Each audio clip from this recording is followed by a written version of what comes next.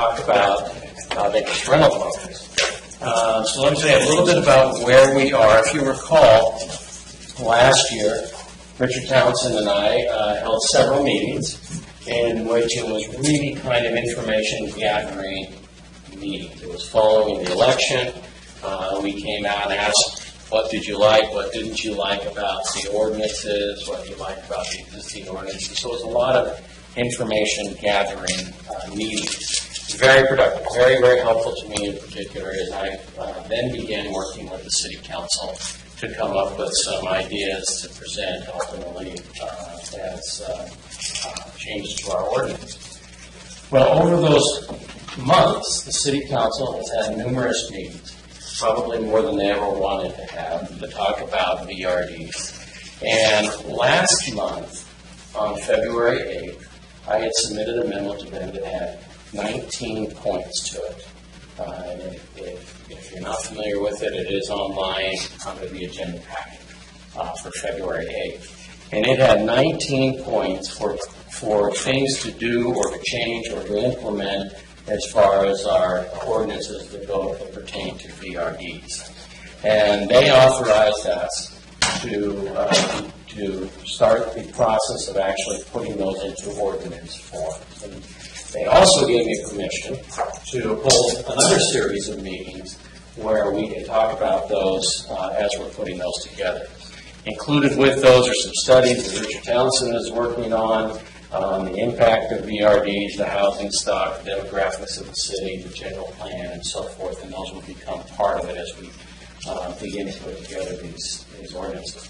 The purpose of tonight's meeting is really the beginning of the public input process. So the difference between tonight and what we did all of those months ago is that I'm not gathering information anymore.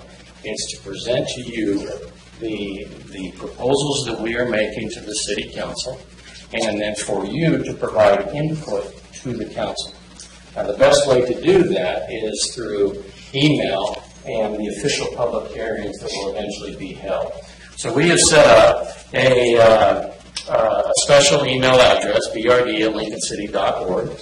So as you listen to the presentation tonight, and if you're brave enough to come back on other nights, listen to these presentations, and you have things that you like about it, things that you don't like about it, want to change, so forth, please submit those to this email address. They will ultimately go to the Planning Commission and City Council for them to consider as they get ready to consider adopting the ordinance.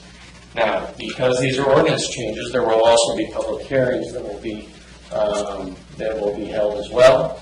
They will come during the regular City Council and Planning Commission meetings, and you will, of course, have the opportunity to come in and testify. Tonight is not a testifying time. It's a chance for me to pass on this information back to you on what we're planning on proposing, and then have you give input to the City Council. Now, I've got several pages, and it may look like we're going to go through a lot, but we're really not. My vanity said I didn't want to wear my glasses, so it's just really big print. So I don't have to wear my glasses. And one of the things that we did with the City Council that we talked about, the next few slides that we're going to go through is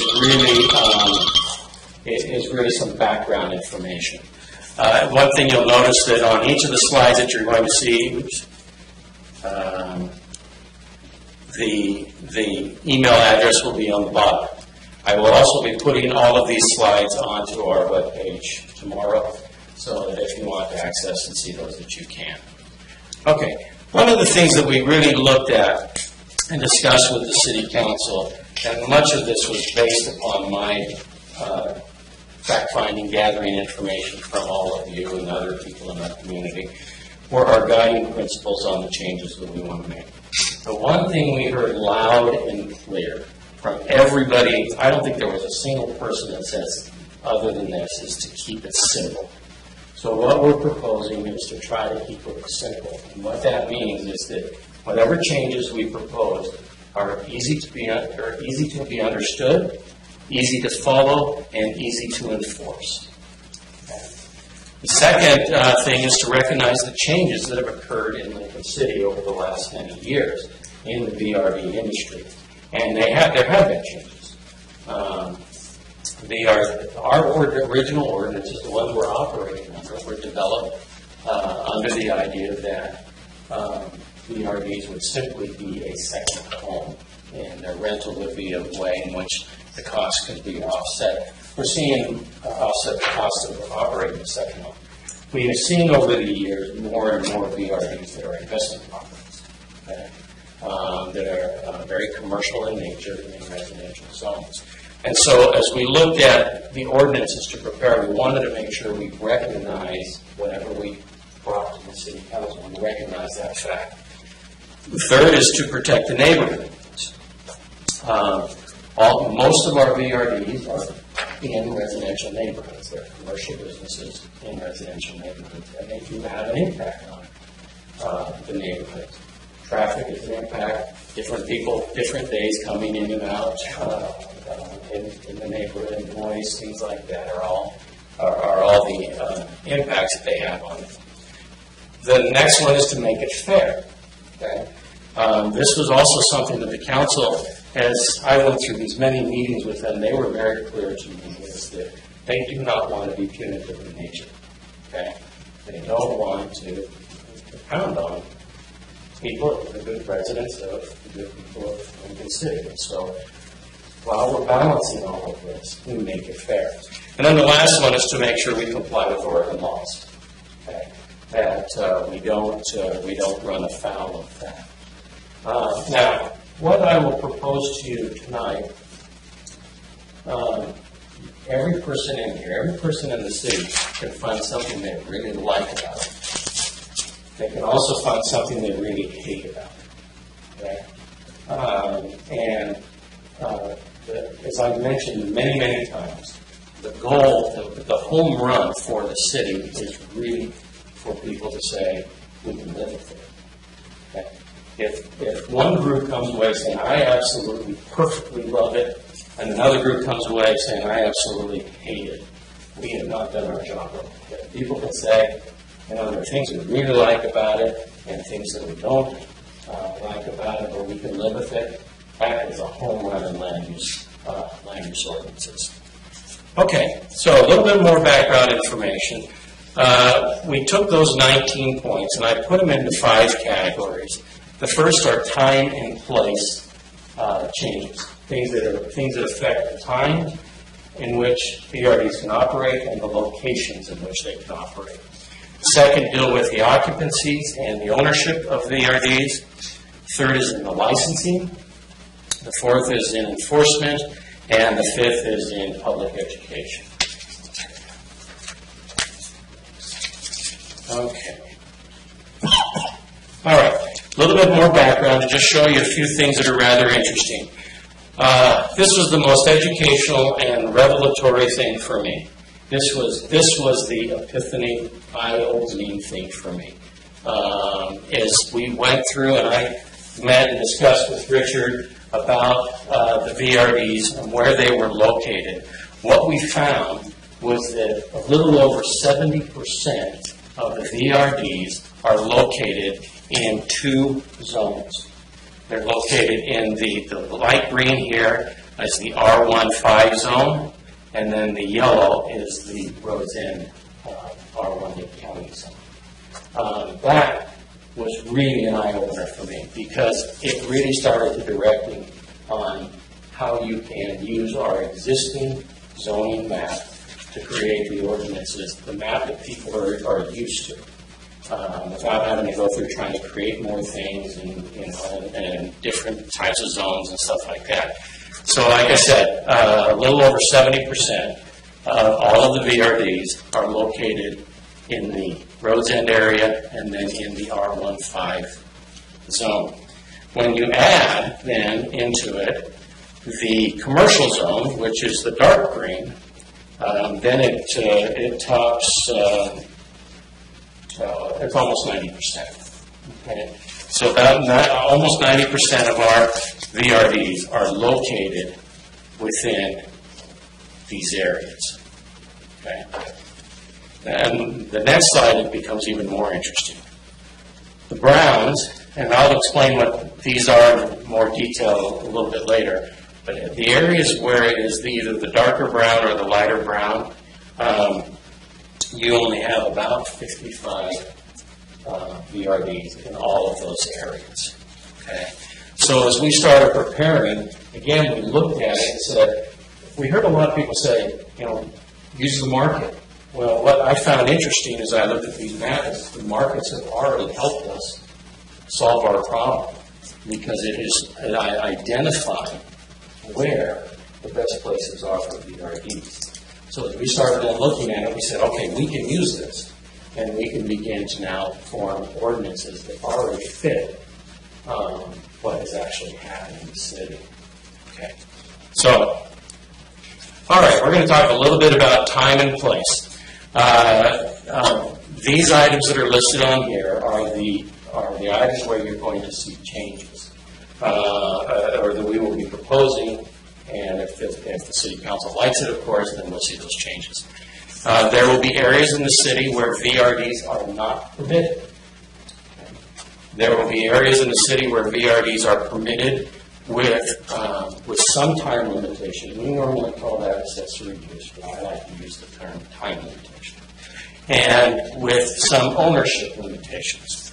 There will be areas in the city that are permitted with no time limitation, but with some ownership limitation. There will be areas in the city where there is no time and no ownership limitation. Roads End is unique, and we're going to talk about that a little bit later. It's unique because we are under an annexation. And we'll discuss that a little bit later. We will be talking about, or we will be proposing a prior existing use exception. Normally that's called a grandfathering clause. We will also be proposing a vacation rental dwelling cap. And finally, we will be proposing some language on the vacation rental zone extension. Now, we'll get into all of these right now. Before we do, is there any questions on the information that I've given you so far before I jump into the proposed changes? Can you tell us what the zones encompass in the brown? Yes, I will in just a minute. Okay? Is there anything there on the lake? I will tell you all of that in just a minute. Hang on for just a second. Okay. All right. The first area, these are the areas where VRDs are currently not permitted, and where we would continue not permitting VRDs. Parks, open space, professional campus, planned industrial, marine water, and county public facilities. And those are the areas that are located in this dark brown. Okay. And that's not a change from what we had. The next area is these are 4 zones that you see in this lighter brown. Most of it is the R175 zone. You also have the R110 zone, which is is it this spot, Richard? I believe it's that spot is the R110 zone. Yes. It also includes the recreational residential, which is this area, and there's another area in town which is recreational residential, and then the Nels Cottage residential. In these cases, there would be a time and ownership limitation. Okay? Yes? Why is that? Why is what? Why are you accepting like the R175 or the R10? I happen to own an R175 and it's surrounded by it and it's on the west side. So why would you accept one property from... Because, good question. The question she's asking is, why would we accept one but not somewhere else in the city? Again, one of the things that I looked at on this, where are VRDs located? And in the R175, there's about 40. Okay, and that's it. There's about 20, 21 in the I think, no, there's one that's missing on that. I'm sorry, RM zone. There's about 20 in the RM zone. So that also should list the RM zone as well. Pardon me? Yeah, there's about 40, 45, somewhere around there. for the R175 zone. Total in all of this area, all of that brown area that you see, there is only about 50 to 60 vacation rental dwellings. So what we began to ask ourselves is, well, the market's already told us where vacation rental dwellings are interested. Now, one of the things that we've heard from realtors, okay, is the difficulty in selling when there's uncertainty. So if I am looking at coming into the city, I can look at this map and say, if I don't want to live in an area that allows VRD, unlimited time rental, then I can pick a home or a piece of property right in this area. What's very fascinating on this, and this comes back to the keep it simple idea, this is extremely traditional zoning. Okay? If you think, for example, in your residential zone, in almost all residential homes, you can't have a gas station because we don't allow that use in the zone. In Ocean Lake, along the highway, we can't put in a smokestack producing manufacturing plant because the zone doesn't allow that. This is very traditional zoning. The United States has been using it for 100 years. I heard a question being, though, is if she's surrounded by R5 or R15 and she's R175, what I heard the question as being is, why should, just because her lot is on R175 and she's on the west side of the highway, surrounded by R5, should she be excluded? And it seems like the answer is it's easier for the city to create a law using different zones, and so you're stuck in a zone. And so if we choose because the zone exists, and we're going to draw the line between those two zones. The line's already drawn. I know it's already drawn, but we're going to determine those two use in those two zones are going to be viewed differently, even if they're surrounded by R. Sure, that's what you have today. I mean, that's exactly what you have in every city across the country. If I live here and my neighbor's a commercial property, you can put a gas station in, and I cannot. Very traditional. What's RM? RM is included in this color. I just didn't list it over residential here. multifamily. Residential multifamily. And in the 175 and R15, so people know that's just a different lot size.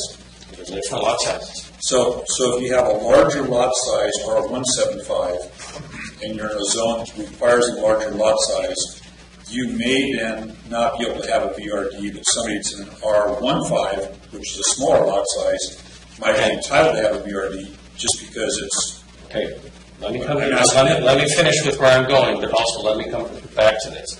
Again, look at the map. The map has already, when we talk about what the market is interested in, the market has already spoken. The market has over 70% of the lots are in these light green and the yellow. When you add the commercial area, it's almost 90% of VRDs are located in those areas. Now, it just so happens that, oops, where am I going? Gotta get back to where I am. It just so happens that most of our R175 zones are on the east side of 101, and that is where the market has shown it's not interested in vacation rental.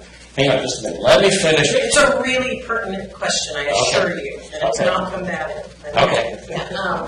Elizabeth, you mentioned that 90% of the VRDs are in the R15 zone. No. Or plus commercial. Plus roads in. Right, plus roads in. So when you're making the comparison, though, of the number of VRDs in the R15 zone versus, what would be available to people in the zones that have limited ownership time limit, because you said, well, if you don't want to buy VRD, you can choose one of these other areas. I'm wondering, what is the available housing stock of Area A versus Area B? That's my question. I will come back to that a little bit later on the presentation. Okay. I promise on that.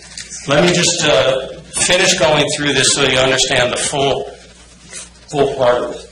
So as we looked at this, one of the things that we looked at is, can you completely eliminate VRDs from some areas?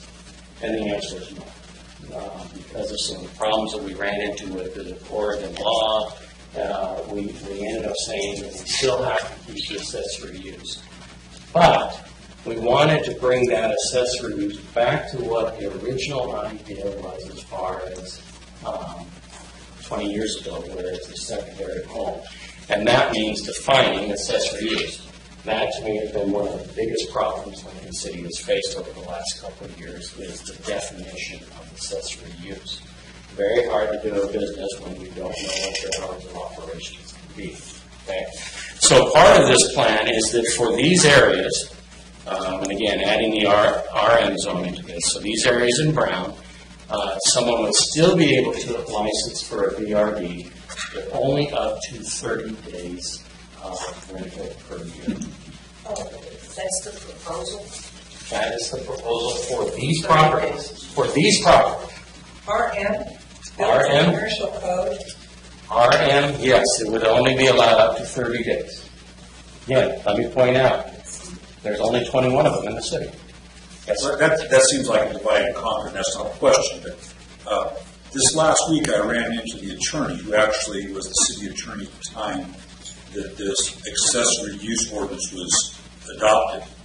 And she's still an attorney, still has to live by the attorney principles. I'm wondering if the city council or the city manager has ever asked that city attorney at the time what the intent of was that rule, or is this being interpreted to what the new city council, the new city attorney wants to do? what I would suggest you do with that comment is email it right there. And send that comment to the city council. It was meant for the public, that's why I asked you right now. Well, when you want to talk to the public, hold your own meeting, and then you can talk to the public, but it's my turn. I'll take that into consideration. But, and so that will be the proposal, that for these areas of the city, okay, VRD would continue to be a permitted use as an accessory use, which would be up to 30 days. Okay? Now, the other limitation is that we would continue the ownership limitation of only one VRD. You can't have multiple ownership in VRD. You can't have ownership in multiple VRDs. Gene? Like an RM house, is there a chance to get a zone change on that? Or Sure. Because again, I go back and Richard was there at the house behind the pier there. It rents like 250 days a year. Sure. And it's good for nothing. It's behind the pier dumpsters. It's behind the restaurants there. Nobody wanted it. Sat for years for sale. So that's RM. Sure. So basically, that's a 30-day a year deal. Again, think of traditional zoning. I'll use the same example. If I live here in a residential zone, and the lot next to me is a commercial zone, and it's a gas station, and it doesn't make sense for me to develop a commercial residential property, I can apply to have that rezoned. That still exists. Again, very traditional zone. 100 years our country has been doing it. But what would you rezone an RM to in order to be able to have more than 30 days of rental? We You are can't zone it to R1 we are- because it's multiple, because it's a multiple use building. We are coming to that in just a minute. Okay. As we talk about where things are permitted, you'll see more of that. Okay, let's see. So then there's nothing other than the fact that it happens to have an R175 or an RM that makes it less attractive, and that's what it is. Because that's all I'm hearing is that the only reason why the RM or the R175 would be limited to 30 days and one VRD per owner. I haven't heard any other reason other than it just happens to be RM or R175. It exists today. That's It all. exists that way today. That's the only reason. Yeah. I was just making sure that's the Again, only reason. look at the competing interests that you have. Richard may want to move into town, and he may want to own a VRD. I may want to move into town, and I don't want to live next to a VRD. And Richards can set up a town and you can. Very traditional, very. If you think about, do you want to live next to a gas station? You don't live in a commercial zone. If you want to live next to a gas station, you live next to a commercial zone. Very traditional stuff. Okay, yes. I think I understand what you're saying, but what about those of us who bought a home because it was a 175 We're coming to that in just a minute. and we did not want to be near a VRD? We're coming to that in just a second. I think I'll be able to answer your question in just a minute. Okay. All right. Let me see where we are. Okay, the next one that we wanted to talk about is VRDs that will be permitted with no time limitation, but with ownership limitation. Okay? This is the R15 zone. Okay? Again, in the R15 zone, you have about 36% of all your VRDs are in that zone already. Okay? What we are proposing in this area is that there is no time limitation at all. It is a permitted use. But there is an ownership limitation, which is you can have ownership of only one VRD. Is it then still a VRD? Isn't it just a rental? If you don't have to live there for any portion of the year? You always have the option to rent it like you would. I rent a home where I live, where I'm the only tenant of it, or you can license it to be a VRD and then rent it out. You can rent it out 365 times if you know. So it would be a hotel, basically. It would be a vacation rental home. Okay? You could There's a distinction between VRDs and hotels. Now, it's important to note VRDs are commercial uses in residential areas. So there's some other things we're going to talk about. Okay, so in these areas that you see here, which has about 36% of the total VRDs in that area, light green, we are proposing that there is no time limitation and that there will continue with the ownership limitation. Okay. Question. So say you happen to have, you're one of the few people that have 3 places, so you have to sell that then? You have to sell the 2 that you have, but 3 in Now, that comes to the whole grandfathering thing, and we're moving in that direction. Okay? Okay? We're in the right direction, yeah. The next ones, these are commercial areas. There's no change that we need to do on this because this is already allowed. And that is there's no time limitation and there's no ownership limitation. So if I want to own 50 VRDs, I can buy them all in this area of the green. It's a commercial property. And so in these areas that you see here, we already do permit no time limitation, no ownership limitation. So we would just simply continue that. Are there any VRDs in Nelscott beachside non-oceanfront or non? Because we've addressed everything except for Nelscott, that group that is the Nelscott zone. Yes, there are some in each of the 3 zones in the Nelscott. So what percentage of those, what are the numbers? They're very small. There's not a lot. I don't have those numbers right. If you're the one person, it's really big. Yes. Are you going to allow for exceptions? What do you mean? What I mean is, let's say there's someone that's in an exceptional situation, like what was mentioned over here, someone in an iron zone who has a VRD that, is renting 250 nights a year currently. Are you going to allow that particular person to be an exception? You're talking about grandfather. No, Prior I'm exception, talking about yes. grandfathering. I'm talking about an exception where they can have unlimited rental and.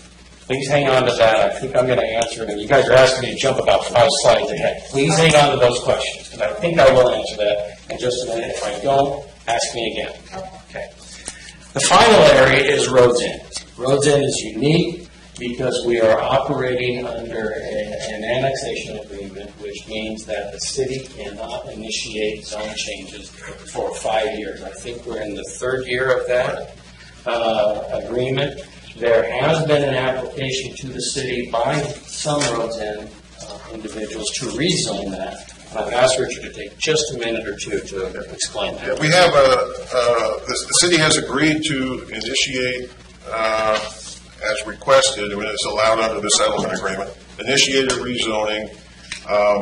The Roads and Improvement Association gave us a draft of what they wanted. I put that into our ordinance format, and it's on hold right now, waiting to see how all this comes out before we go forward with it. So right for now, we're just keeping the county R1A zoning in place. So for the land use part of our ordinances. Anyone who has a VRD or anybody who has property in this area will continue to operate under the county's R1A county zone. If I can add just a little bit, there will be some neighborhood workshops before it's brought to the Planning Commission and City Council. There also will be hearings too. And I'll just say up front, what the Improvement Association wrote, I agree with much of it and disagree with some of it, and we'll be suggesting something a little bit different from what they, I'll put forward what they asked for, but also with staff suggested changes before it goes to the Planning Commission and City Council.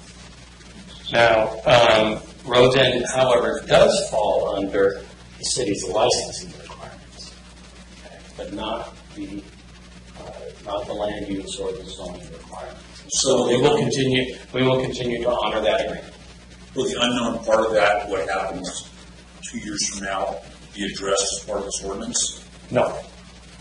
That will, as far as what they eventually want to be zoned as, that will be done when they are ready to submit a request to have it rezoned, whether it's now or it gets delayed into the future. But if there's no request, what's zoning become in 3 years or 2 years? That will be determined if the City Council wants to initiate it or if the residents want to initiate it. I can't answer that question. I don't know the answer. So I guess I'm asking if it's not initiated by the City Council and it's not initiated by the owners, we have a county VR zone that this ordinance doesn't address. That would be correct. That would be correct. Do you understand the economic impact of that? I do. Okay. Any questions? Any more other questions on Roads End? All right. Let's talk about the prior use exception or the grandfathering. This one I did get it right. RM is in the middle of it. So it affects the R15 zone, the R110 zone, the RM zone, and the Nelscott Plan District, Nelscott Cottage Residential Zone. These are the areas that are listed that are in the brown. As I mentioned, there's roughly 60 or so that that currently operate VRDs in that area. As I discussed this with the City Council, one of the things that they mentioned is that they do not want to be punitive. They do not want to cause harm.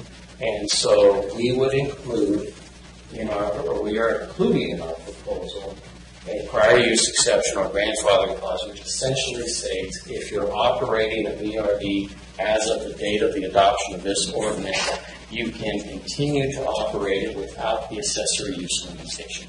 Is it transferable? It's not. Well, limited. We'll get to that in just a minute. It's not. Again, your question's an interesting one because, again, it comes back to very traditional zoning. Okay. Also, kind of land use, though, right? There's a legal part of that also as far as land use rights. Sure. Now, part of if you recall, part of our guiding principle is that we want to follow the law. We want to follow Oregon's law. So anybody who is operating a VRD at the time of the adoption of the ordinance would continue to be able to operate that without falling in under the accessory use limitation. So they could operate it they could rent it 365 days. Okay. Now, I think that was the answer to your question. Right. Mm-hmm. Okay. What happens to the property value of that property? You got to think about that. What do you mean? You're giving them a grandfather clause, but all you're saying to them is you can operate it as long as you own it. But when you're ready to sell it, it's not worth. The value diminishes when you're ready to sell it because you can't have. Remember where we are now. Remember where you are now. One of the real big problems that we had that really came out over the last 2 years is that VRD owners do not have unlimited rental now. It's defined as accessory use. The city went forward to enforce that, and it just caused havoc for the city. Okay? It would just cause so much problems because for the first time in many, many years, the city said, we are now going to enforce this. Okay, we're not enforcing We're talking about we have accessory use that we're not enforcing because of the havoc. Okay, so wait. you're giving us back something that you're not enforcing. Wait a minute. Okay? So the thing that you have to know is that you never had it in the first place. Okay? It's always been limited, except in the commercial areas. The city is just not enforcing it. Amens. Then you have it. And then we tried to enforce it, and it just ripped apart the community. You didn't have it. Which meant you didn't have, because if you can't enforce it, you don't have it. Okay, remember, you need better. Okay, we're going to get a little bit out of hand on this. If you don't want to sell me, I won't make comments. So the question that comes, and again, we're coming back to traditional zoning. You look at this and you say to yourself, are there areas in which it makes sense to have 365 days? And are there areas where it makes sense not? Council does not want to, doesn't want to be punitive, wants to hold the people harmless that are existing now. So anyone who is operating a VRD in these areas would continue to be able to operate it without the accessory use limitation. Okay. The other question that you have really asked is, if I understand, is can you do a variance? Well, can you have an exception? That's a variance. Okay? And there's two types of exception. There's grandfathering, and then there is to apply for a variance to your ordinance. Every variance case that I've ever been involved with, there are specific things that you have to meet. You come in, you make the argument to the board that hears that, and if they say, yes, you meet it, then you get a variance. If they say, no, you don't meet it, then you don't get a variance. Okay? So variances are permitted. They're generally tough to meet, but they are permitted. For these 60 or so that are currently operating in this, they would simply be grandfathered and would therefore be able to operate without accessory use limitation. Could you include the percentages? I don't see them on the slides. I hear you talking about them, and it would be really helpful for people who aren't able to attend the meetings to have a summary so they actually understand this impact. So if you go 88% in the commercial, in the roads in the R15, that means 12% is everywhere No, else. you've explained it to me. I'm saying that people that don't attend meetings don't have the privilege or the opportunity to see the percentages, because I don't think the percentages were part of a slide that's going to be posted on the website. And if those percentages were included in some information with those slides, people would be able to understand the 10% that are going to be. Fair enough. Fair enough. That's all I was asking. Mostly what I hear from people is, that's fair enough, mostly from what I hear people is, how does it affect my property? So if you're one of those that are licensed, you'll still be able to continue to operate. Okay? If you're not one of those that have a license as of the adoption of that, you'll still be able to get a VRD license for only for 30 days. Okay? All right. Let's see. Okay. The next thing that we discussed with the City Council was doing an overall cap on the VRDs that are located within the residential zones. If Roads End ultimately annexes, or I mean not annexes, they're right here, changes their zoning to a city zone, they would become part of this. Currently, it would be on the R15 zone. So what we will be proposing is that the cap will be a percentage of the lots. Okay. So right now, in the Roads End, just under 20% of the lots have VRD zone. And in the R15, it's just under 10% of the lots have a VRD. So, what we will be proposing to the City Council is that cap will be higher than the number of VRDs we currently have. Is that by zones or over the entire? Well, initially, that's a good question. Initially, we were looking at just the entire of these two areas, the light green and the yellow.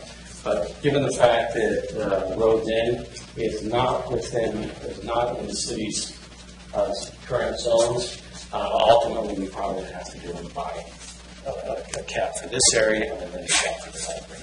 Yes, that was part of the question. The second question is that if we take Roads End separately, that's not for a Ward 1, 2, 3, 4, 5, 20% in any one ward. That's across the entire zone. Yeah. So you could have 90% of them in one area, and I'm speaking to the people that are anti-VRD here, so they understand you could have a real pocket of VRDs that encompass 10% of the zone. Yeah, and and what you're describing, Jim, is really where the market comes into place. So when you look at this, especially the R15 zone, you know, when you follow right along the beach in this area, there's a greater demand for VRDs than there is, say, down in Culver City. Okay? And we can't regulate it so much to the point that we're going to say, in this neighborhood you get a VRD, but in that neighborhood you don't. So you do it based on the zone. So the cap would be for, in this case, it would likely have to be in two separate ways. One, right now dealing with the R15, and then later dealing with the So, yeah, I really appreciate you doing this, and I find myself actually nodding my head, agreeing with a lot of what's been said. Even thinking back to the consensus committee, the one time that we really had a broad spectrum of everybody from lifetime residents who have no interest in vacation rentals to business folks to vacation rental operators, concerned citizens. We really did end up coming together, and there were some similarities to what was proposed in terms of zoning and making it definable and predictable for everybody. So I find myself nodding my head and thinking there's a lot of fair things. I think I start to get a little concerned when I hear the word cap, and again, I'm trying to look at this holistically. I mean, obviously I have an interest in vacation rentals, but in the city we just don't have any growth industries. And we talk a lot about the $1.4 million, but it's actually tens of millions and a lot of jobs. And so I worry that if that cap, it almost seems like a bit of a reverse mechanism. And so we're talking about very strict rules that we have that are stricter in some jurisdictions. Now we're talking about the zoning. Kind of makes sense, kind of get it. I worry when we start talking an additional, arbitrary cap, that maybe it's changed later, or maybe that's some sort of reverse way to get it under. So I get concerned around the word cap, but That's a fair enough statement, and please send it to that email address right there. It's important that all of those kind of comments, because what John really was expressing was his opinion of what he likes and what he doesn't like. And that's exactly what we need to get to the city council.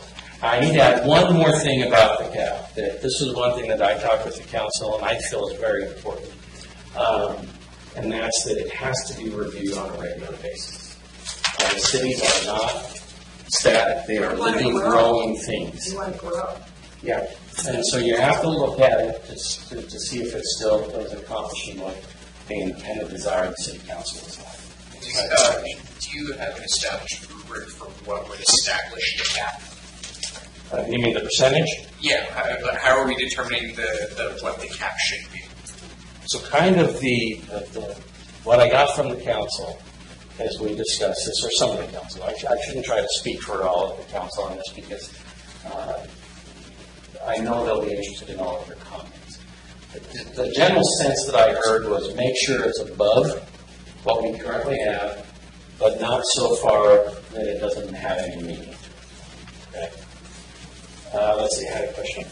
Yeah, when we're talking about limitations in ownership by zone, and as an individual, I could own in a zone that has a limit of one ownership. I could have one VRD that I own. That's right. But then I could also own in a different zone that is not restricted, an unrestricted number of VRDs in addition to that one restricted. If it's within the zone that does not have an ownership limitation. Correct, okay. Thank you. But if you try to do it in two zones that have the ownership limitation, you would not be able to. So right, because you could own one in the R15 and you could own one in the commercial zone. Got it. Let's see, Jim. I want to say thank you first. My questions weren't intended to be adversarial because I believe this is the opportunity that you've had to give us information early enough in the process that we can actually participate. So thank you from the bottom of my heart about that. I've been trying to track, based on the 6 years that I've heard this, what problem we're solving. And up until the cap, generally across the entire zone, I thought maybe we were trying to solve the density in a neighborhood. So if Chester Naricus wakes up one morning and finds out that every VRD in Lincoln City has been transferred into his zone, but he still isn't over the cap, that he wasn't impacted.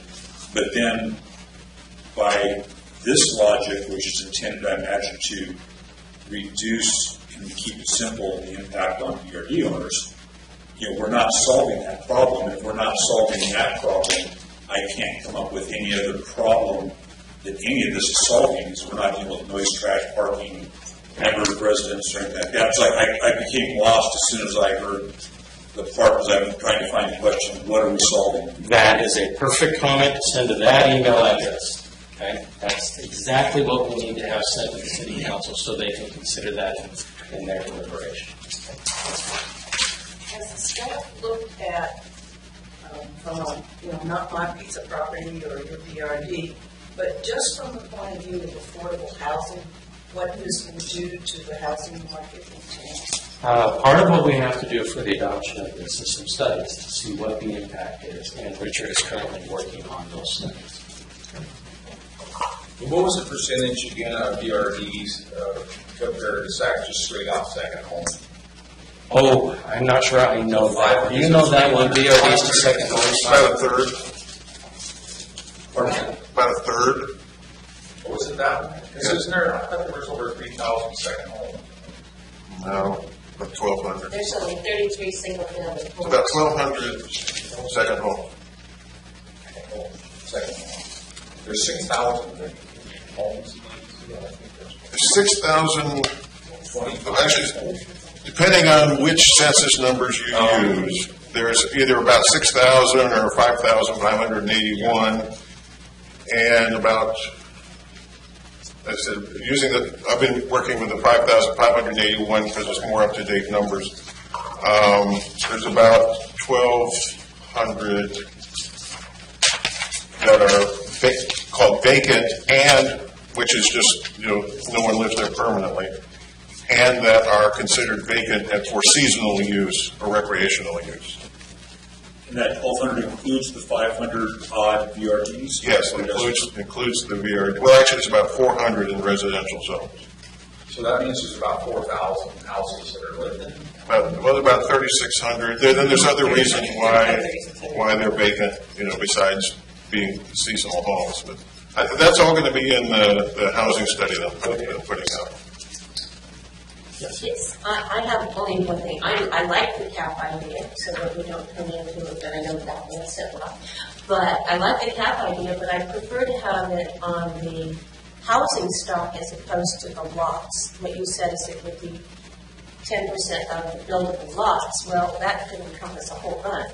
So if we put it on the housing stock. So please send that comment to VRD@LincolnCity.org. That's what our council needs to hear. Okay? All right, the next thing that I want to mention, again, as far as time and place, is the VR zone and expansion.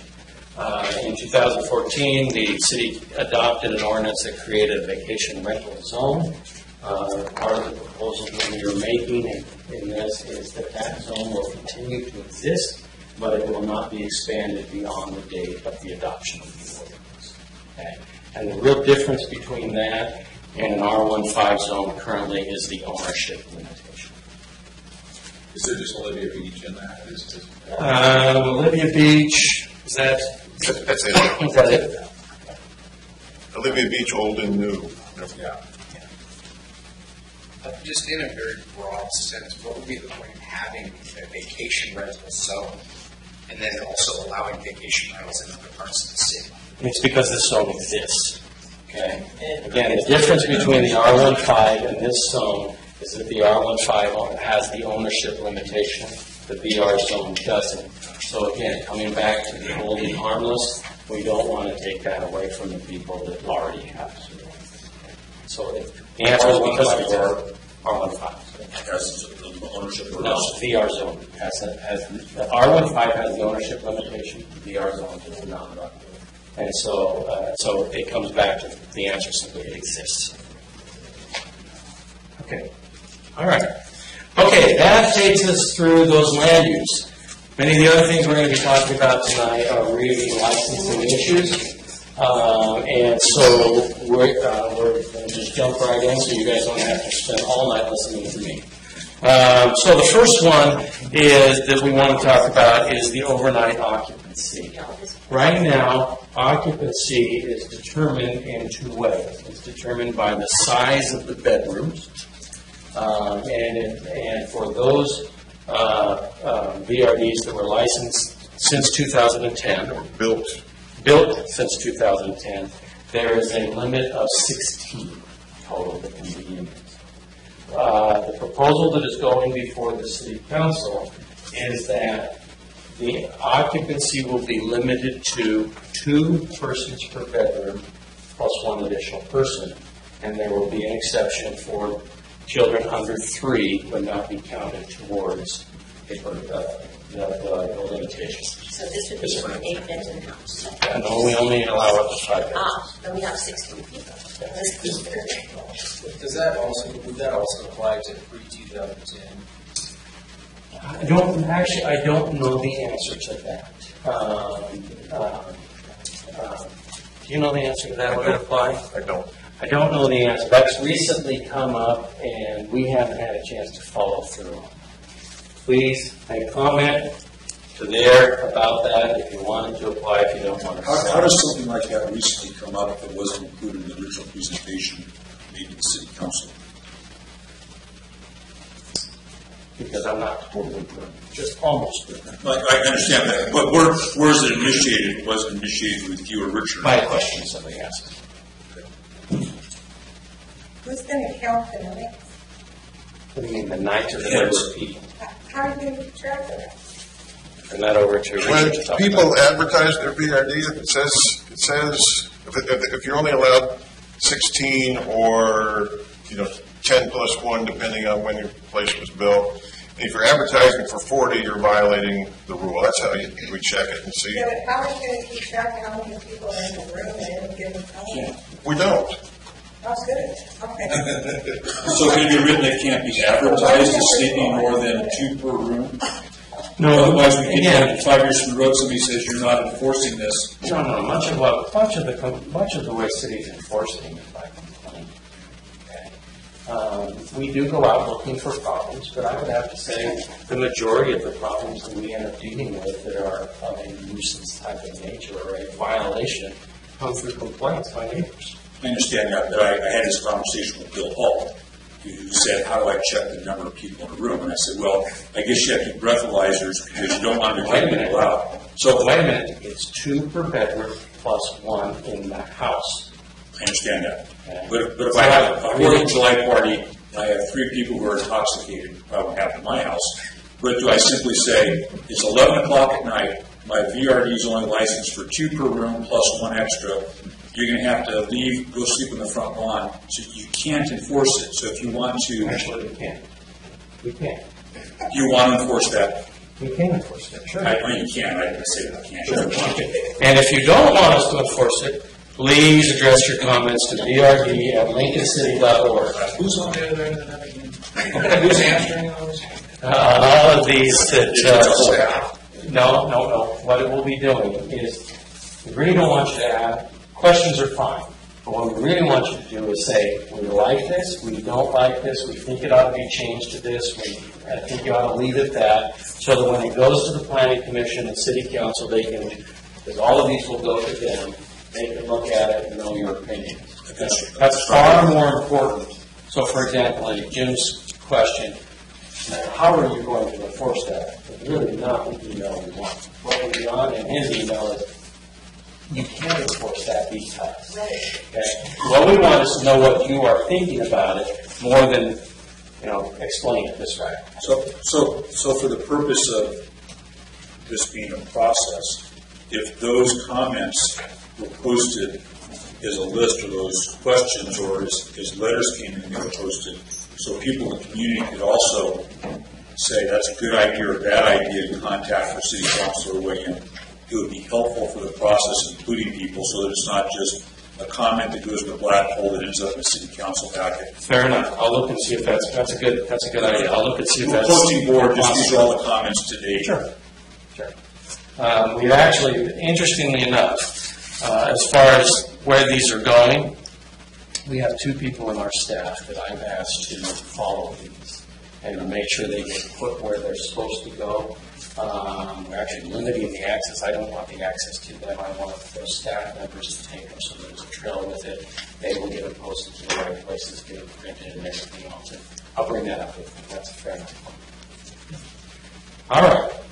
The next one we talked quite a bit about, and that's the single ownership. In all residential areas except the VR zone, okay, you can't have ownership in multiple VRDs. Of course, in commercial, you can. But in residential, in all areas except the VR zone, you would not be able to have that. Okay. The next thing that we discussed, one of those 19 points, was the transfer of the license. This has been a big discussion. It's been a very big discussion. There's good arguments on both sides of it. What is being proposed now is that there is a limited transfer upon the death of the owner of the VRDs. And in that case, the VRD license would be able to continue for 1 year or until the executive of the state transfers the property. Okay? So there is some limited transferability. Whichever is first. Whichever is first. So there is some limited transferability of the license of the VRD, but it kicks in upon the death of the owner of the VRD. Across all zones? That is across all zones. Okay. Any other questions? Well, if you implement the cap, then it would seem that if a VRD becomes available, if your number comes up, then it should go into a pool, and people that are waiting to draw out the VRD would not be able to get it. If the cap is reached and the city council is not interested in increasing the cap, then what you described is exactly true. Cannon Beach has something similar to this, and they use a lot. They have 92 VRDs that are permitted with front rental, and they have 147 people in their lottery, and they get about 5 per year. So if the cap is never changed, then what you described is exactly true. Now, there is one point, I'll get you a question, but there is one point that I should have brought up and I failed to, and that is that if the cap is reached and you are in the R15 zone, you can still get a VRD license for the 30 days. There's no cap on it. I'm so glad to hear that. Yes, and make sure you put that comment in. Yes. So the single ownership, so that applies to all residential zones, but previously you said Rose End and where those other areas that apply to as well. Yeah, there's exceptions for Rhodes End. Will you explain that? None of this applies to Rose End. I'd have to have the ordinance in front of me, but basically if you owned it, I think prior to the time of annexation, then you can still have more than one. But again, I would have to have it in front of me. A couple different zones where that ownership cap will apply to. The commercial and it doesn't apply in commercial zone, and it doesn't apply in the vacation rental zone. But all other residential zones it would apply, including RMA. We're talking about the ownership limitation. Yeah. Does it apply in Rhodes End? I'm going to make a note. Yes, with exceptions. There's exceptions that are in place now, and that would be unchanged. So, Ron, you talked about grandfathering by zone. You did talk about grandfathering by multiple ownership.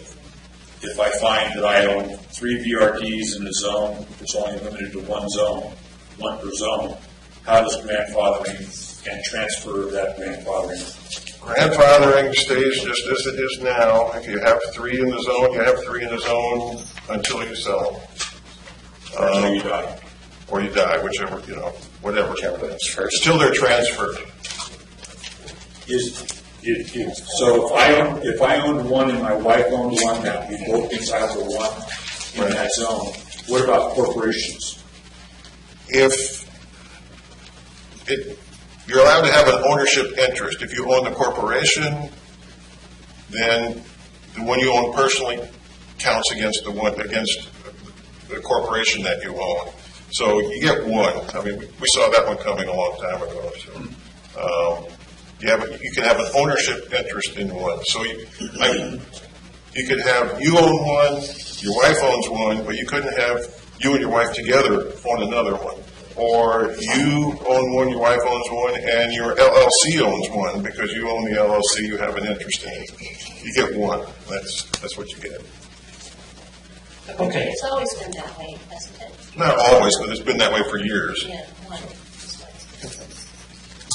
Another big discussion that we had was on prior notification of the licensee. Right now, when Richard gets an application, he evaluates it and grants the license, and then sends out a letter to surrounding properties telling them that it has been licensed and giving them the opportunity to appeal it. What is being proposed is that prior to Richard licensing it, he will send out the notification and giving people to surrounding properties, giving people the opportunity to comment before he makes his decision. What would they be commenting on? Well, they can comment on whatever they want. But what Richard will be looking There's at- standards for a VRD. They can say it doesn't meet this standard. And that's what we do. We look and say, does it meet the standard? Someone can testify it doesn't, or provide information. It does not meet the standard. Or they could comment and say, it's great. It meets all the standards. I wish you would approve it. Or they could say, I don't like this guy because he dated my sister. Well, that's not a criterion for that. And Richard will get all sorts of those. What he is looking at is, do they comply with the law? And so if I find that my neighbor is applied for a license and there's something about it that doesn't comply with the law, then that's what I send to Richard, and he evaluates that comment. Yes. There was a lot of conversation about no vacation rentals east of the highway. You've done that now? No, in fact, it's very much that way. Yeah. Okay. Yeah, it's very much that way. Also that came up is in our discussion that's being proposed is the Oregon Health Authority Travelers Accommodation Rules. This is what the lodging industry, the hotels have to live by. The question came, are there parts of that or all of that that should apply to VRDs? We looked through that and found that there were two. And so the recommendation that will be going forward is that the travelers' accommodation rules that pertain to vector control and spas and swimming pools would apply to VRDs. Now, what's really important, vectors would be bugs and rats. Now, what's really important, and what I would suggest that you do on this, is that the vector control is pretty straightforward. Spa and pools refers you to some Oregon administrative rules. Go look at those rules. Okay? And when I put this on, I didn't get a chance to finish this up or to get this on. I will put the email address or the web page address on that so you can see that. But that would be something I would suggest that you do because, like I said, on the swimming pools, they refer you to other administrative rules. Are there not some other rules that would apply? For instance, the difference in language and how wide they can be. For safety's sake, and they have different things that are in those rules that. What I would suggest that you do on Yes, that, right down there. I will put the web page on this, and so it'll be there tomorrow. And what I would suggest that you look through that, look through those rules, and the other thing I'll do is I'll just put it on a PDF and put it in there so I can just bring it up, and then send any comments that you have to the city council. You can't ask me, there, but we go to probably Richard. Why, when we went to health and safety, not everybody has said these orange people, they have walls and then those doors change and all their advertising, their web pages are costing tens of thousands of dollars, not hundreds of thousands of dollars citywide. Why wouldn't they include some of the stuff? When we go to our customers and say they're piling on this other stuff, they said, we just did the health and safety. It's just hard because that is the statement. But like I say, you already did health, safety, a lot of people that are not involved in this process are very upset. You know, the average person is out of the home and has a light, you know what I mean? They use it now, but it's hard because we just did that health and safety. So do me a favor, rephrase that into a statement and send it to that address. I think I saw somebody's hand over here. Big here. Okay. All right. Quiet hours. Quiet hours right now are from 7 p.m. to 7 a.m. Okay? And my voice level, 100 feet away, if it's not loud, would violate our decibel levels. Okay? We are proposing to change the quiet hours so they go from 10 p.m. to 7 a.m. Sounds like a great idea. That's where it used to be. Please send that comment to VRD and let us know. The good comments. You can go here too. Yeah, and so that's what the proposal is. It'll be from 10 p.m. to 7 a.m. will be the quiet hour. And now they are? 7 p.m. to 7 a.m. Okay, the next we want to talk about is a call center. Right now, one of the difficulties we found when I was doing all the fact finding is that the neighbors will get, when Richard sends out information that a license has been granted, he has on that information the name of the VRD local representative. Sometimes it's an individual, sometimes it's a management company. And in our city, depending on where you live, you might get 3 or 4 of those with 3 or 4 different names. And so what we are proposing, and this actually, the first part does not require any ordinance changes, and that is that we want to have one central number in which people call. And the obvious number for that is our dispatch. Okay?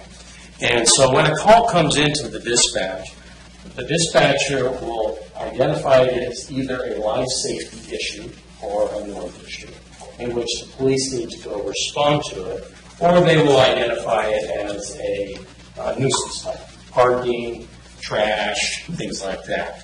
Okay? When that comes in, when it's the nuisance side, not the life safety, it's life safety, police will go respond to it. But if it's the nuisance side, an email will be sent to the local representative, and a copy of it will go to Richard's department. Okay? That brings us to the next part. The local representative will have 2 hours to respond to correct the situation. The city has to follow up within 24 hours to make sure it's correct. 2 hours from receipt of that email? From the receipt of that email. So what's going to be called 911? No, there will be a separate, it'll be a non-emergency line. That already exists. How about the number that VRD correspondent? That's not that. So I respect to keep it simple, but this whole thing is under the premise at this point that a VRD is only used for VRD, and that I don't have my family there that aren't VRD renters, or that I'm not there, and where I see when you get on this line, you have to then try to determine whether or not it's being used as a VRD that night, or whether it's not being used as a VRD because my sister's there and I'm not charging her rent, and that's a family use. Okay, that's important. What you just mentioned is important. Hang on to that for just a minute, because we're really good. I'm setting you up for the answer. Because that is really important. Okay. Any other questions on this part? Yes, sir. I said that's a question on 2-hour response time. Let's give an example of trash. Someone calls in and says there's just a trash can fell over, I get 2 hours to pick it up. I go over and I have it all cleaned up. The statement's been out in 20 minutes. Okay. Well within the 2-hour response time. Is that one of my 3 strikes in this scenario? I've solved it, notified the city, done everything in place. Hang on to that for just a minute. That relates to what Jim was talking about, and I'll get to that in just a second. Okay. Parking. This is actually, to me, probably our most difficult long-range issue. It's been a very fascinating conversation with the staff as we talk about VRDs and parking. There was a point a few weeks ago when we started asking the question, do we have a VRD parking problem or do we have a city parking problem? And the answer was clear. We have a city parking problem, of which VRDs are one contributor, but not the only contributor. So we began looking, how do we deal with that? And I can tell you right now, we don't have all of the answers to that. There is one ordinance change that we are proposing, and that is the first is to eliminate the triple stacking requirement. Okay? Right now, if you can park 3 cars without it getting into the right of way, you're not permitted to do that, even if you have the space. Okay? And we looked at that, so it doesn't make sense if my home I live in, I can park 3 cars without it getting into the right of way. If people can do that and meet those requirements, then they should be able to do that. So we are proposing to eliminate the triple stacking prohibition. Thank you. Now, the other things I just mentioned, with proposals right now, we will be going through a lot of these. I would say really over the course of the next 7 years, because they can be very expensive. It's the idea of creating more parking, using better signage around our community. Those ones will continue to evolve as we try to address that, and they may almost be on an area-by-area basis. One of the areas I know I'm interested in is that right now we have a requirement that all parking lots have to be asphalt.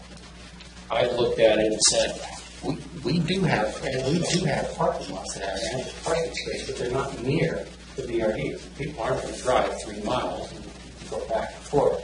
So what's the possibility if there is a lot that an owner is willing to allow us to create a parking, but they don't want to asphalt it, and we do a gravel parking to be able to create some additional parking. So those will be things that will be coming up. Most of them will not have ordinance changes to them. Many of them will have budget implications as the city council looks at how do we create additional parking, how do we deal with it. But the one that's being proposed right now is the elimination of the triple stack.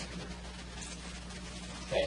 If you have some ideas on parking, okay, I know there's many out there, please send them. Okay. You might be getting to that question on landscaping. Is that going to be? We're coming to that.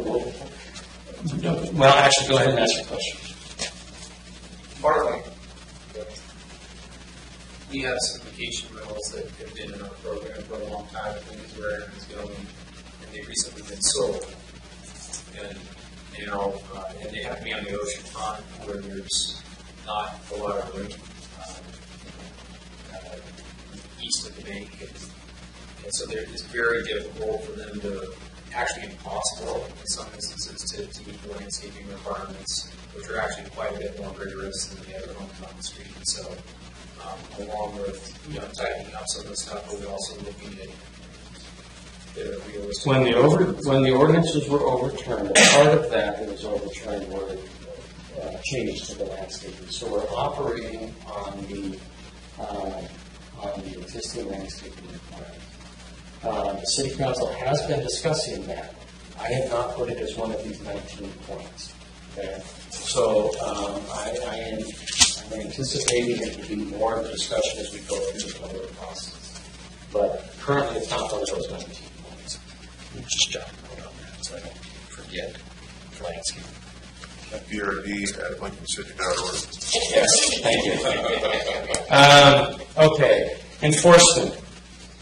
One of the things that we have discussed was, and again, this does not require any change to our ordinance, but one of the points that we've discussed is, should we hire an additional enforcer?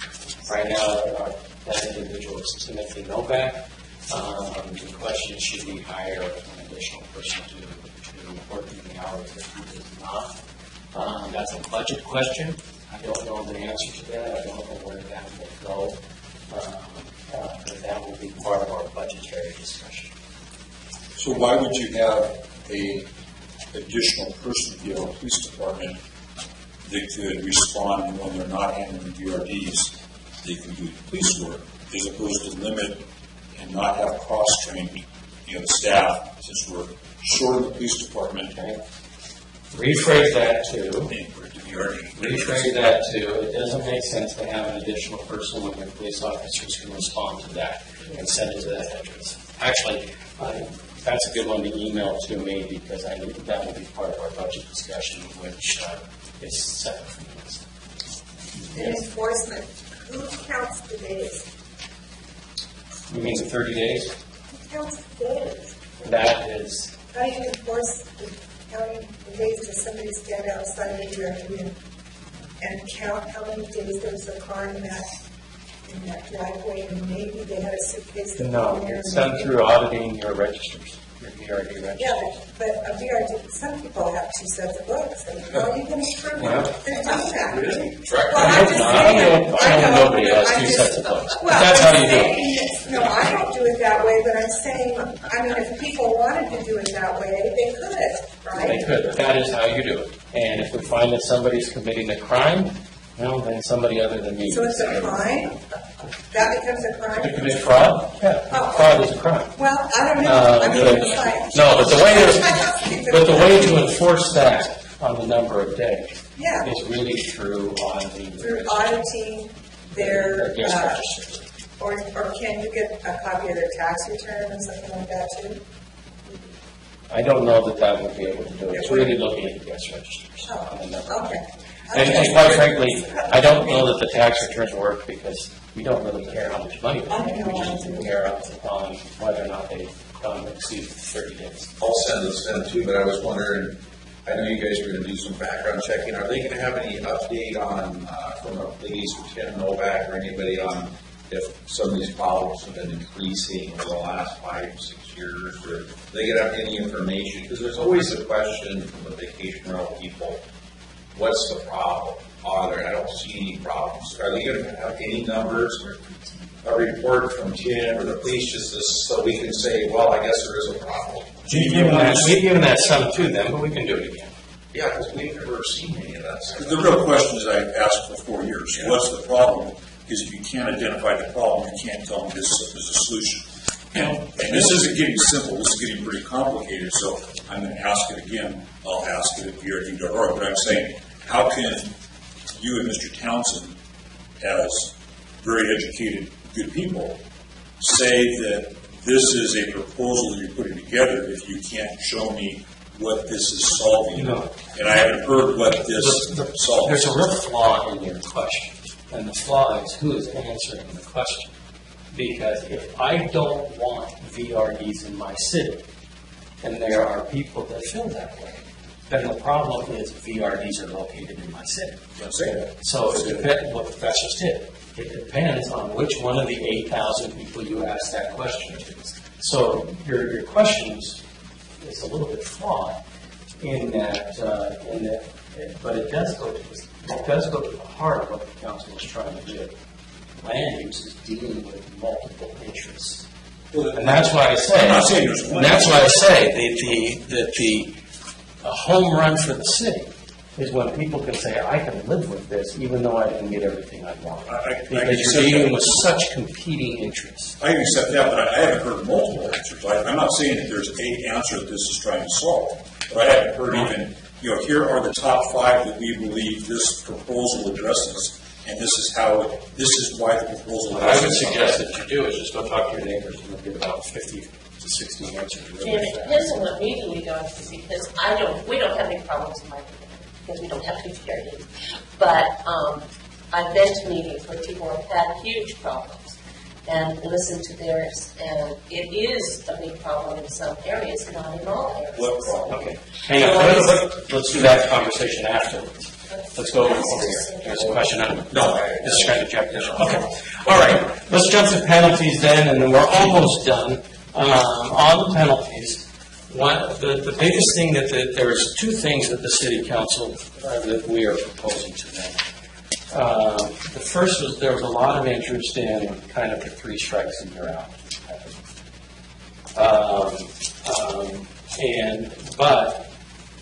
And this is coming back to a question that was asked earlier, but 3 strikes and you're out are verified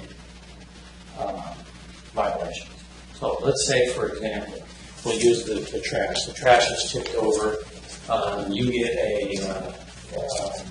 that happens all the time to everybody. You get an email as a local representative, you go out and respond to it within the 2 hours. We come back in 24 hours and we check and we find out that it's been corrected. That's not a violation. Okay? What we're interested in is not the penalty, we're interested in the correction. And so if you're accomplishing it, especially for these nuisance things, parking is another good example. If the parking is being violated, the VRD local representative gets a call, they go in and they take care of it within a couple of hours. It's not a violation because they correct it. Okay? That's what Richard's staff will be following up on to make sure that it's fair. So it's verified problems that were not corrected. Okay? Is there any, let's say that happens every night for 10 nights, and every day for 10 days, the representative comes and corrects the problem. The neighbors are putting up with that issue 10 nights straight, but no, I guess what I'm saying, could that be the case, that it goes on night after night after night? So if I rephrase what you're saying, is that there should be a limit on the number of times that you have to correct the same problem. Please send that comment to that email address. Okay. That's a good point. It's a very good point. All of you have a very good point. I don't own the RV, I used to, but I have long-term rental in a triplex. Okay? I don't have to go back. No.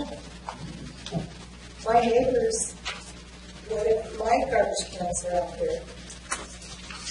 There's a going out there, and I just want to bring it up because I can answer that as someone leasing property. So that is a good point, because one of the conversations that our city council had, and I know we will have more conversations on this as we go forward, is if it applies to one, should it apply to all? And we're not addressing that question tonight, but it's one I know we'll have more discussions on because it is on the radar. Yes. Yes. Oh, I was just going to say that, we had a violation once. My landlord called me and said, hey, they're threatening me with a $1,000 a day fine. Deal with it. So you know what I did? I dealt with it. That's how you deal with it. We're going to talk about penalties in just a minute. Jim? I understand that you think you can count heads and beds. How do you count cars and who the cars belong to? That's a very good question. That's a very good question. That's why we have a parking problem. That is not just simply a VRD problem. And there are ways that you can deal with that. We will keep going through those over the next time. That's a good point. It's a very good point. You can't distinguish in most cases. if my neighbor, if the garbage can was on the street every day for 10 days, I'd go to my neighbor. But if my neighbor has a VRD and that garbage can is on the street every day for 10 days, it's very hard to talk to that person face to face and say, hey, what's happening with your garbage? That's why there may need to be a double standard, because you're dealing with a basically commercial enterprise, not that neighbor that you have to get along with. We may like it. Whether you like it or Fair not. enough, and please make that comment there. Just a reminder that that's part of the reason why we're looking at using dispatch as a call center. Okay, penalties. Right now, penalties for violation are considered to be a Class A infraction, which is a $1,000 fine and $1,000 fine. And what else? $100 enforcement fee. $100 enforcement fee, yeah, for each occurrence. And every day it happens in a separate occurrence. One of the things that we discussed and that we are proposing on the penalties is to differentiate between the types of violations. There are some violations where that should apply. There are other violations where that should not apply. Let me give you an example. I'll come back to what Jim said. What about parking? Okay. If one of our solutions is to create no parking areas, okay, then the question becomes, should the VRD owner be fined, or should the person who is parking get a ticket for parking? So part of what we are going to be proposing is to separate and make some distinctions between the types of violations. Okay? So it's not an all or nothing. Now, having said that, there's been great support for what Newport has done, which is 3 strikes and you're out. Newport doesn't even verify. It's 3 strikes and you're out. So that will also be under discussion. The discussion we had with the city council is that if it's the 3 strikes and you're out, it is verified. Okay? So Are those strikes in a time period, or is that cumulative? it's usually a year. It's the other ones that I've looked at are 10 a year. Personally, I kind of like the verified and corrected more than just simply trying to complain to your person. What is your proposal with regard to, say, parking? Do you believe that the car owner gets the ticket or the VRD gets the... I don't know the answer to that because it depends on what we actually put into place. The only thing that's being proposed right now on parking is the removal of the triple stack.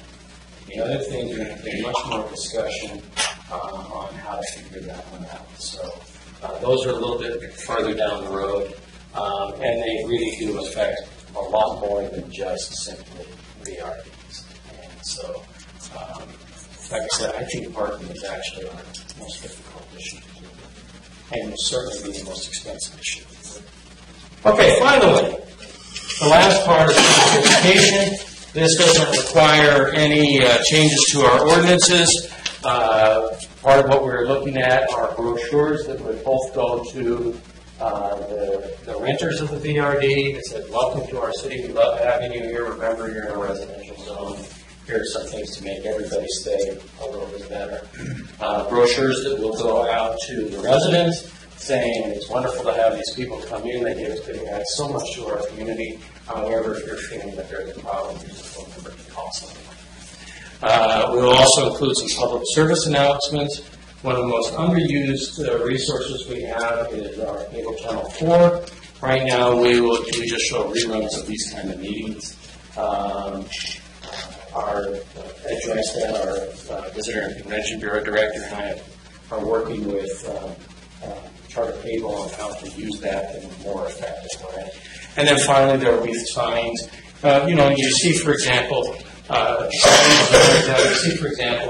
when you're driving through the neighborhood, it'll have something like children at play, things like that. Signage is an opportunity. This is one area where, again, it can evolve as our creativity evolves.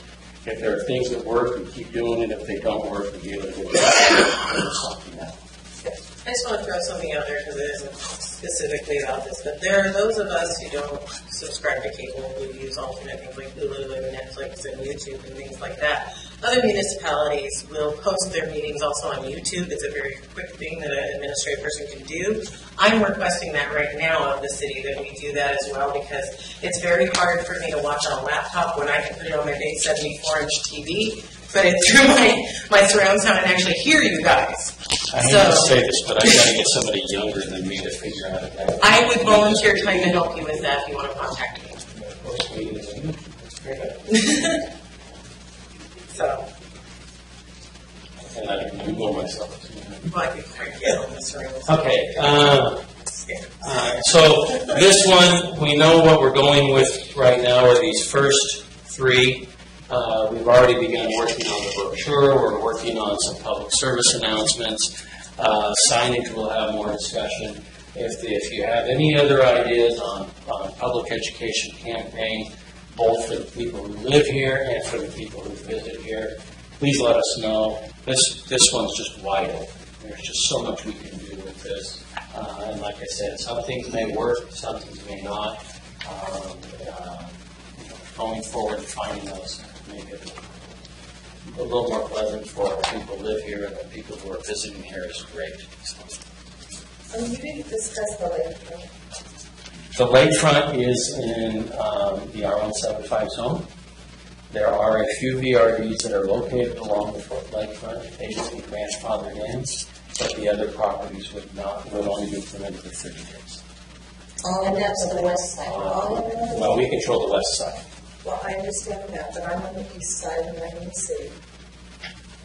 I'm in the opposite. Union City. That small area, you got the triplex there. Do you know what the zone is? That's in the RM zone, it's in the city. Okay. RM zones are one of those zones that only has the limit of 30 days. Thank you very much. Just reduce the value of my. Okay. Thank you for coming. I have a question. Now, on the 19.6 it said rezoning everything west of the highway. Yeah. Let me go back.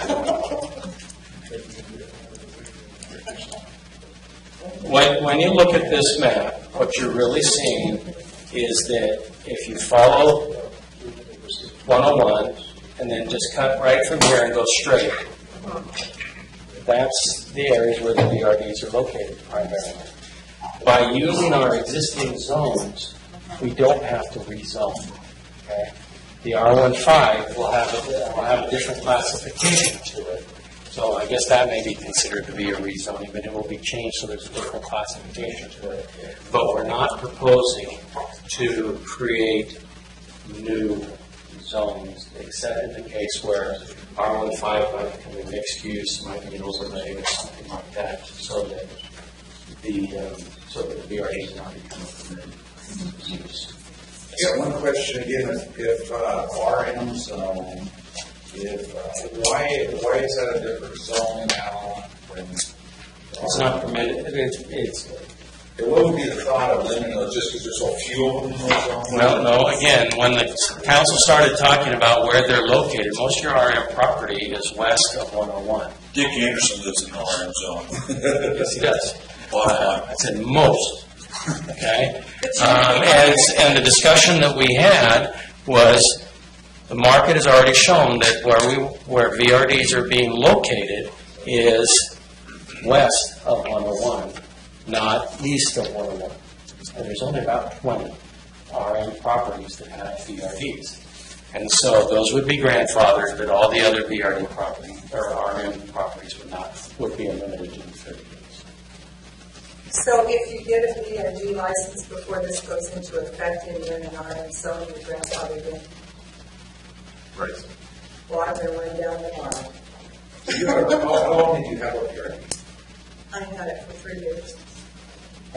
Got 90 days. Okay, please do me a favor. Pass along the information about the other meetings to your neighbors, friends, VRD owners, non-VRD owners. The more we get this sorted out, the better. The input that will come to the City Council and the Planning Commission. If you are involved with any civic organizations, I'm going to be speaking at the Chamber doing this presentation, but if there are other organizations that you know of that would like to have this type of presentation, let me know. The more we get the word out over the next 2-3 weeks, the better it's going to be as the Council then deliberates and the Planning Commission deliberates on these proposals. Thank you for arranging this. I appreciate it. Birdie's better. Birdie's better. Covers all the other sins. No sense. Okay, thank you very much. Appreciate it, everybody.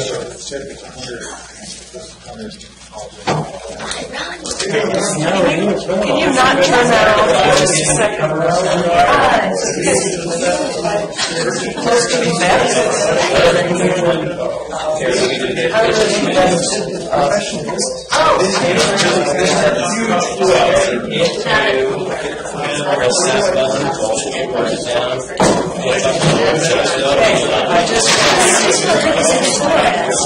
Yeah, but it's